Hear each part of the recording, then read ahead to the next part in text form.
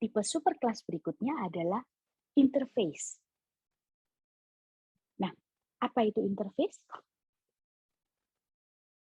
Interface adalah sebuah superkelas yang tidak memiliki atribut dan tidak ada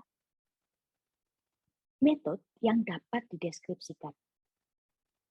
Jadi kita bisa mendefinisikan atau kita bisa ngasih tahu, oh dia punya metode-metode ini. Tapi metodenya itu exactly seperti apa, itu kita tidak bisa jelaskan. Jadi kita bisa sebutkan metode-metodenya, tapi kita tidak bisa deskripsikan. Force adalah dia tidak punya atribut, dia tidak punya karakteristik yang menjadi ciri khasnya dia. Tapi mungkin dia bisa punya konstanta. Apa itu konstanta?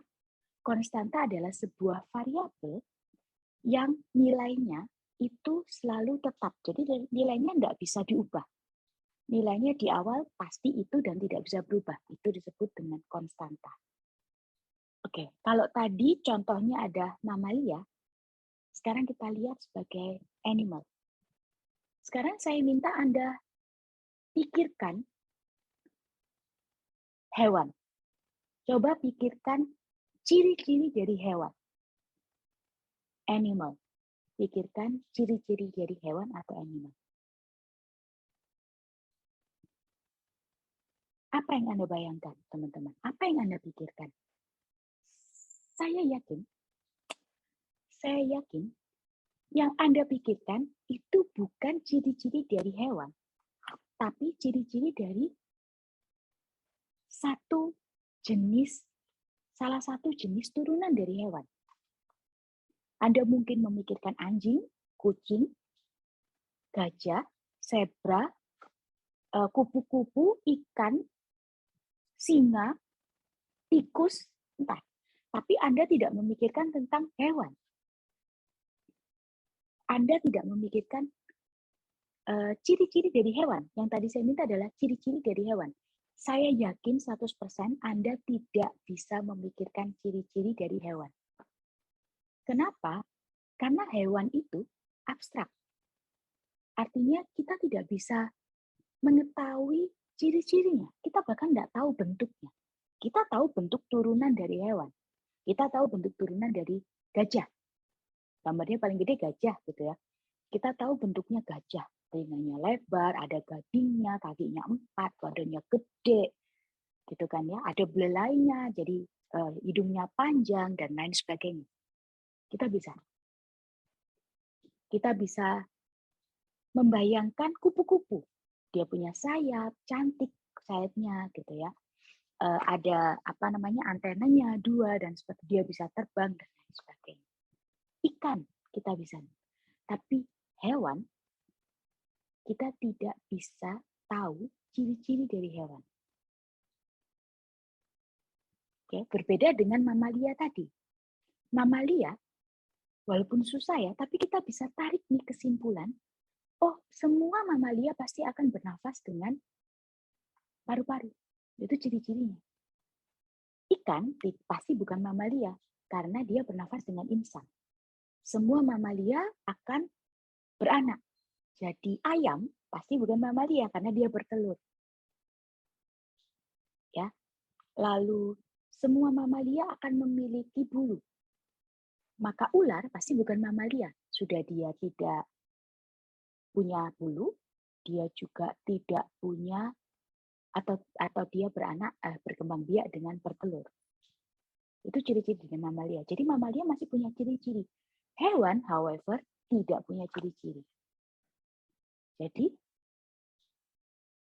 hewan, dapat disimpulkan hewan itu nggak punya atribut yang bisa mendeskripsikan dirinya sendiri, si hewan itu sendiri. Oke? Tapi kita tahu bahwa hewan itu punya behavior tersendiri. 1, hewan pasti bernafas, kalau nggak bernafas dia mati. Tapi kita nggak bisa deskripsikan cara hewan bernafas.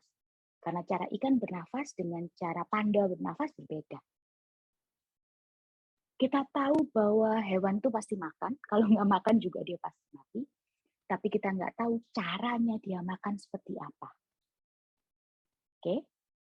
Kita juga tahu bahwa hewan itu pasti bisa bergerak, tapi kita juga tidak bisa deskripsikan cara hewan itu bergerak.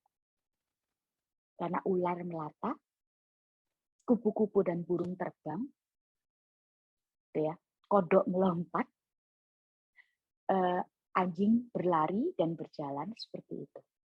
Sama halnya kita juga tahu semua hewan akan berkembang biak, tapi kita tidak bisa tentukan cara hewan berkembang biak.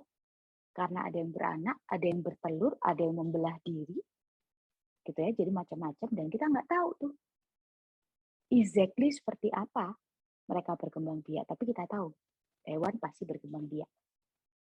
Jadi, karena sama sekali nggak ada metode yang bisa dideskripsikan, juga nggak ada atribut yang bisa mendeskripsikan si animal itu, maka animal nggak bisa jadi kelas.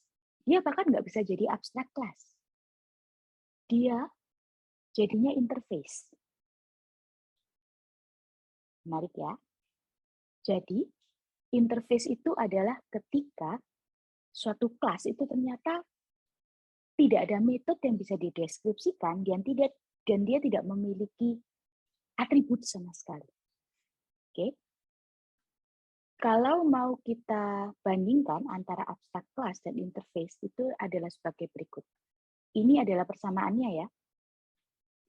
Jadi, karena abstract class dan interface itu sama-sama belum lengkap, terutama metodenya itu belum dideskripsikan secara lengkap, maka keduanya, abstract class dan interface, itu sama-sama tidak bisa memiliki instance atau tidak bisa memiliki objek. Artinya, kalau secara coding, kita tidak bisa membuat new abstract class atau new interface. Untuk membuat instance atau objek dari abstract class atau interface, maka kita harus membuat sebuah kelas yang mengimplementasikan metode-metode dari abstract class maupun interface itu tadi. Oke, jadi kita harus membuat sebuah kelas yang mengimplementasikan abstract class maupun interface. Nah, sekarang ini adalah perbedaannya. Satu, abstract class itu memiliki atributes. Access modes-nya bisa private, bisa protected. Jadi kalau atributnya mau diturunkan ke turunannya, maka bersifat protected gitu ya. Kalau tidak, ya private aja. Sementara interface itu tidak punya atribut, dia hanya punya konstanta, di mana konstanta itu sifatnya kalau secara Java adalah public, static, final. Sudah public, bersifat public, dia bersifat statis, artinya tidak dapat diubah, dan dia bersifat final, jadi statis final, benar-benar nggak bisa diubah. Nilainya tidak bisa diubah. Yang kedua, perbedaan kedua, abstract class itu bisa memiliki atribut yang sudah bisa dideskripsikan, ada bodinya, tapi juga ada atribut yang masih abstrak, yang tidak ada bodinya. Sementara kalau interface, semua metodenya harus cuma didefinisikan aja. Nanti kita lihat di coding, bahwa ketika di interface, kalau kita mau ngisi bodinya, itu akan error malahan. Jadi kita perlu menentukan apakah dia abstract class atau interface dari awal, teman-teman. Karena begitu kita pilih dia sebagai interface, konsekuensinya adalah metodenya tidak memiliki body. Yang ketiga adalah cara menurunkan.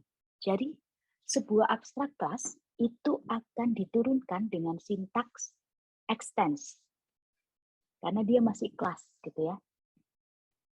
Jadi diturunkan dengan cara extend, sementara kalau interface dia akan diturunkan dengan cara atau dengan sintaks implements. Yang menarik nanti adalah Anda nanti temukan bahwa sebuah kelas itu cuma bisa extend satu kelas. Jadi sebuah kelas itu cuma bisa extend atau mempunyai parent itu cuma satu kelas. Parentnya cuma boleh satu. However, kelas itu tadi bisa implement banyak sekali interface. Itu yang menarik.